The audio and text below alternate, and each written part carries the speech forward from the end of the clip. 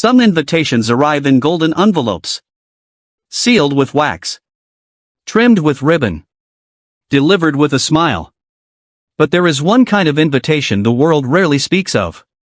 The kind sent with a smirk. The kind designed not to honor a guest but to humiliate one. On the morning of October the 14th, in a grand hotel ballroom filled with 200 guests, a woman named Victoria Osei prepared to marry the richest man she had ever known. The flowers were imported from Amsterdam. The champagne was French. The dress had cost more than most people earn in a year. Everything was perfect. Except for one detail. Among the 200 engraved invitations Victoria had sent, there was one she had delivered with her own hands. Not out of love. Not out of courtesy. She had invited her ex-husband. The man she had left behind. The man she had called a failure. The man she had laughed about with her friends over wine. Let him come and see exactly what he lost. That was her plan. That was her cruelty. But life, as it always does, had other plans entirely. Stay with me.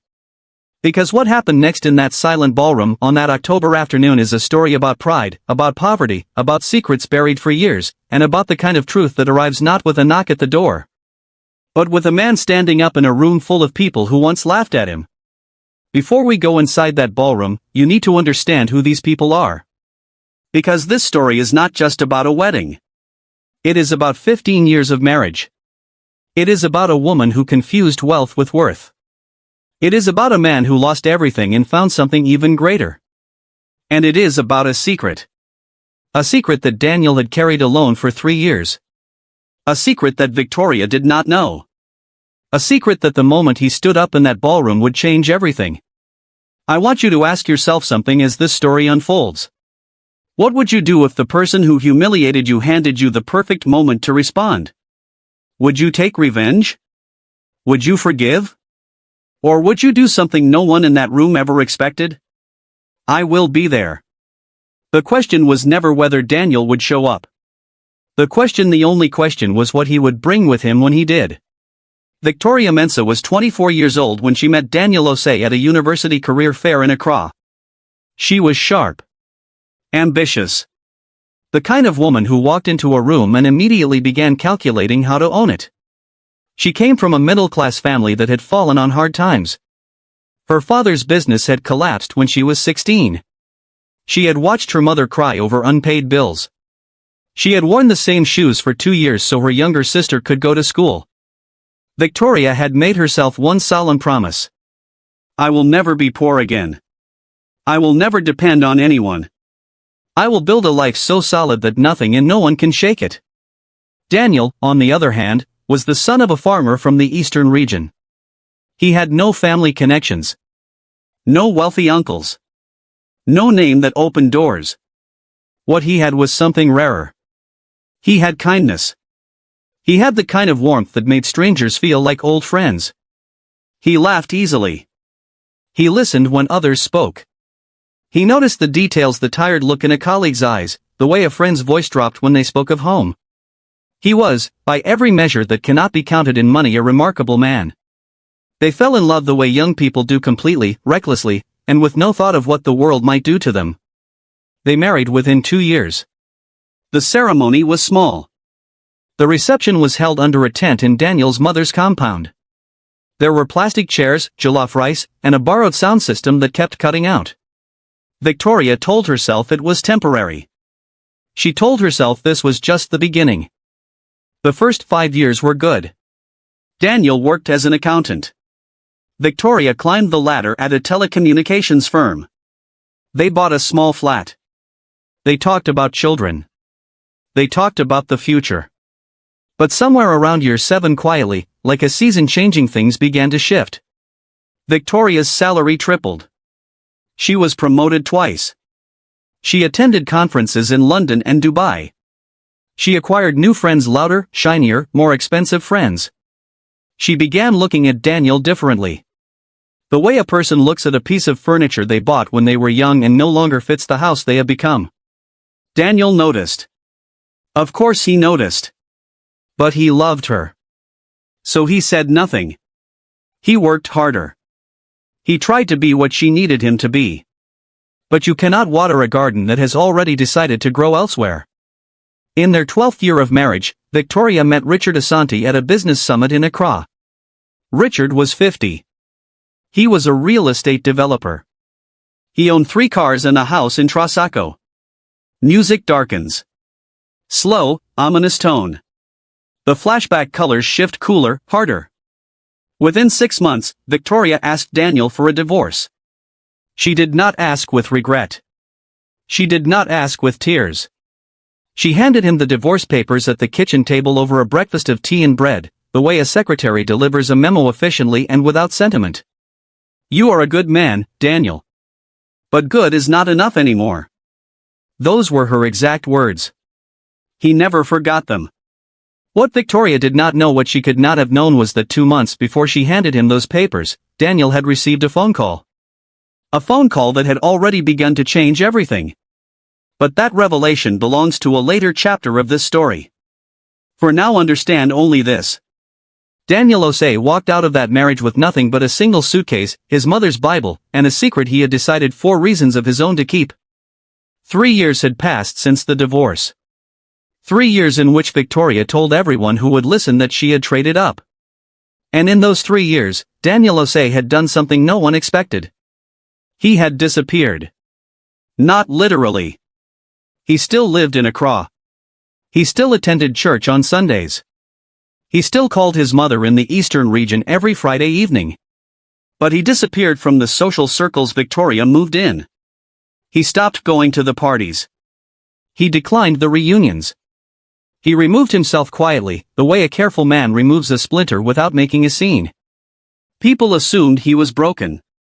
People assumed he was hiding his shame. People were wrong. Remember that phone call 2 months before Victoria served him divorce papers? This is what it was. Daniel's uncle, a man named Kweku Osei, who had emigrated to Canada in the 1980s and built a quiet fortune in commercial real estate, had fallen seriously ill. He had no children. He had outlived his wife.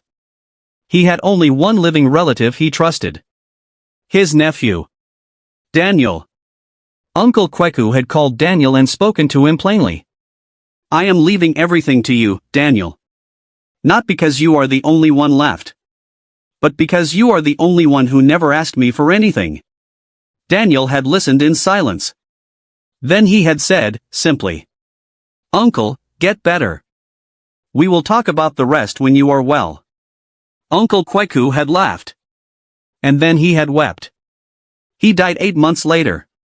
He left Daniel Osei an inheritance worth after taxes and the sale of 3 commercial properties approximately $4.2 million United States dollars. $4.2 million. And Daniel told no one. Not his friends. Not his church. Not his mother, not immediately. And most critically, not Victoria. By the time the inheritance was finalized, Victoria had already handed him the divorce papers. He had already signed them. The marriage was already over. He could have told her then. He could have watched her expression change. He could have dangled that number in front of her eyes and watched the regret flood in. He chose not to. He spent the next 2.5 years studying, traveling, building. He partnered with a property development firm in Kumasi. He invested in 2 agricultural businesses. He made careful, quiet decisions. And then 18 months ago something happened that turned everything he had built into something extraordinary. The land he had purchased on the outskirts of Accra, land everyone said was worthless, land his advisors had tried to talk him out of buying, was rezoned by the government for commercial development. Overnight, its value increased by a factor of 9. Daniel Osei, the man Victoria had called a failure. The man she had divorced without a second thought. The man she had invited to her wedding as a joke. Had, in the quiet years since she left him, become one of the most quietly wealthy men in the city. And now on this October morning he was sitting in the back of a car on his way to a hotel ballroom. Wearing a simple dark suit. Carrying no gifts. Carrying nothing except the truth and the choice of whether or not to speak it. Comment the word silent if this story has your heart racing. Let us see who is watching all the way through. Your comment might just appear in our next video. The ballroom of the Grand Kempinski Accra Hotel had been transformed. White orchids hung from the ceiling in curtains. Ivory candles burned in clusters of 7. The tablecloths were Italian linen. The centerpieces had been designed by a florist flown in from Lagos. Victoria Mensah, soon to be Victoria Asante, stood at the entrance of the reception hall greeting guests with the practiced ease of a woman who had rehearsed this moment in her mind for years. She looked extraordinary. The dress was Vera Wang. The earrings were diamond. The smile was flawless. And then she saw Daniel. For 1/2 second, just one, Victoria's smile faltered. She recovered instantly. She composed her face into something she had prepared for exactly this moment, a look of amused pity. She crossed the room to him. Her new fiancé, Richard, watched from a distance. She extended her hand. He took it. "Daniel. You actually came." Her voice was warm. Theatrical. The voice of a woman performing generosity.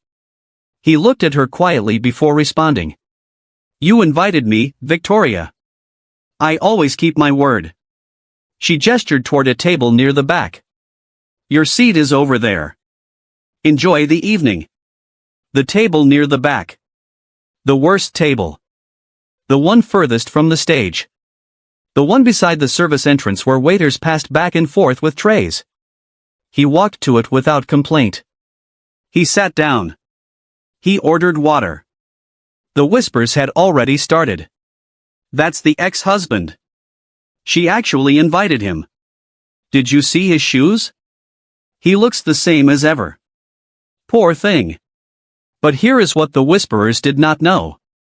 The man sitting at that back table had spent the previous morning in a meeting with a government minister about a 200 million CD development project. He had flown back from Kumasi that same morning on a chartered flight. His phone, set to silent in his breast pocket, contained 47 unread messages from contractors, investors, lawyers, and one from a journalist at a financial newspaper who wanted to profile him. He was, by any reasonable measure, the wealthiest person in that room. And he sat at the back table with his glass of water and said nothing. Then came the reception. And the moment Victoria had been waiting for, the moment she had planned with the precision of someone who had been nursing a performance for years. The MC called for a toast. Richard's best man stood. He spoke beautifully about love and partnership and the future. Then Victoria leaned to the MC and whispered something. The MC nodded. "Ladies and gentlemen, the bride has a special request. She would like to invite any guest who wishes to offer words to the couple to please come forward. If you're still watching at this point, drop a comment with 'I'm still here.' Let's see who's truly following this interesting story." Victoria looked across the room. She looked directly at Daniel's table at the back. And she smiled. This was it. This was her joke. Her cruelty dressed in silk. She had invited him here so that he would have to sit in that room in his ordinary suit, at his back table, and watch her glory. Watch her victory. Watch the life she had built without him. Maybe he would even speak. Maybe he would say something sad and small that everyone would remember with a sympathetic wince. That was the plan. A few guests stood and offered brief, warm toasts. Then silence. And then at the back of the room a chair scraped against the marble floor. Daniel Osei stood up. The room went silent. Not the polite silence of people waiting. The charged silence of people who do not know what is about to happen but understand, instinctively, that it matters. Daniel walked forward. Not quickly. Not slowly. The walk of a man who has thought carefully about every step. His shoes, plain, polished black shoes, made no sound on the marble floor. The MC handed him the microphone with a slightly uncertain smile. Daniel looked out at the room. Then he looked at Victoria. She was watching him with narrowed eyes. Calculating. Waiting to see if she needed to intercept, to redirect, to play this off as something charming. He cleared his throat. And then he spoke. Victoria. Richard. Congratulations on your wedding. He paused. I am Daniel Osei. For those who do not know, I was Victoria's husband for 15 years. And I want to say something tonight that I have never said publicly. Some people in the room were already braced for something ugly. A confrontation. An accusation. The kind of outburst that would become a cautionary tale at dinner parties for years. What they got instead was something none of them expected. Victoria is the reason I became who I am today. He continued. When she left, I was devastated. I will not pretend otherwise. But devastation, if you survive it, has a way of clarifying things. It shows you who you really are. And it asks you quietly, in the dark, what you are going to do about it. He paused. He looked down briefly, then back up. I spent 3 years building something. Not to prove anything to anyone in this room. But because it was the only honest response I knew to the pain of that loss to build. To become. To turn the hardest thing that ever happened to me into the foundation of something real. Then Daniel reached into the inside pocket of his jacket. He produced an envelope. He held it up briefly, not dramatically, not theatrically. Simply. Victoria, before I left this morning, I instructed my lawyer to complete a transaction. This envelope contains the deed to a plot of land on the Akrakasoa corridor, land I purchased 3 years ago that has since been zoned for commercial development. It is worth, at current valuation, approximately $800,000. Daniel set the envelope gently on the nearest table. He did not walk forward to hand it to Victoria. He left it there, available, but not imposed. I am giving this land to the foundation I know you started 3 years ago, the one that builds schools in rural communities. Because whatever happened between us, I always knew that underneath everything, you had a good heart. And I want that heart to have resources that match it.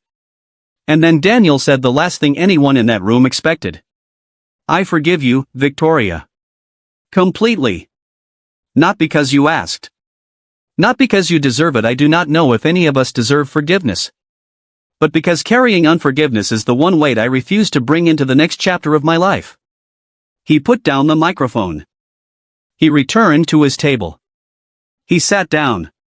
He picked up his glass of water. And Victoria? Victoria Mensah, the woman who had planned this evening as her triumph, sat at the head table with tears running silently down her face. Not tears of humiliation. Something harder. Something older. The tears of a person who has just been shown, without cruelty or performance, exactly who they are and exactly what they let go. In the days that followed the wedding, the story spread. Not on social media. Daniel had no social media presence. Not in the newspapers. He had declined, politely but firmly, to speak to any journalist who reached out. It spread the way all true things spread, person to person, in low voices, with the careful reverence people reserve for stories that disturb something comfortable inside them. He did not speak about the wedding. He did not post about it. He did not retell it at dinner parties. He had said what he needed to say, to the person who needed to hear it, in the room where it mattered most. That was enough. Victoria used the land. She sold it, or rather, her foundation liquidated it and used the proceeds to build 4 classrooms, a library, and a water facility at a rural school that had been holding classes under a tree for 11 years. She did not announce it. She did not hold a press conference. She did not call Daniel. But she wrote him a letter. I thought I knew what success looked like. I spent 15 years building toward it. And then I watched you give away $800,000 at my wedding to a charity in my name, and I realized I had spent 15 years building the wrong thing entirely. Thank you for showing me that. Even if it arrived 15 years too late, it arrived. V. Now let me speak directly to you. Because this story is not really about Daniel or Victoria. It is about a question that every one of us must answer, sometimes more than once in a single lifetime. When you have the power to destroy someone, what do you do with it? Daniel Osei had every right to walk into that ballroom and deliver a lesson in public humiliation. He had the resources. He had the moment. He had the perfect audience. He chose something harder. He chose to be generous not only with money, but with his spirit. With his interpretation of his own pain. With the story he told himself about what Victoria's departure had meant. He did not say she had done him a favor by leaving. That would have been too easy a comfortable lie we tell ourselves to avoid sitting with real grief. He said, simply and truly, that devastation had clarified him. That loss had sent him somewhere he might never have gone otherwise. That the worst thing that had happened to him had also eventually, painfully, honestly become the foundation of everything good. And here is the lesson that lives underneath all of this, the one I want you to carry with you long after this video ends.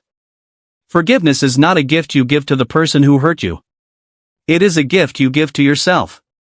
It is the decision made in full clarity, without pretending the pain was not real, to refuse to let that pain become your identity.